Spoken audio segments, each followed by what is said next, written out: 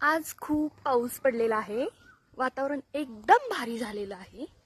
या वातावरणाला पाहूनच मला एक श्लोक आठवलेला आहे. तो आपल्या फायद्याचा आहे. मी सांगते. तो श्लोक श्रीमद भगवद्गीतेमधला आहे आणि फायद्याचा आहे. त्याच्यामुळं तुम्ही ऐका. इच्छा असेल तर, जबरदस्ती नाही.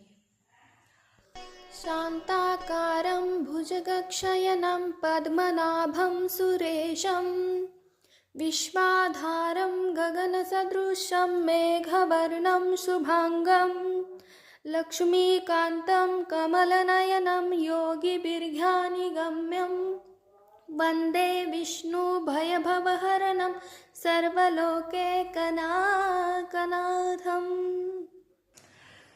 तर याचा अर्थ असा सांगितलेला आहे की तो तुम्ही शोधायचा.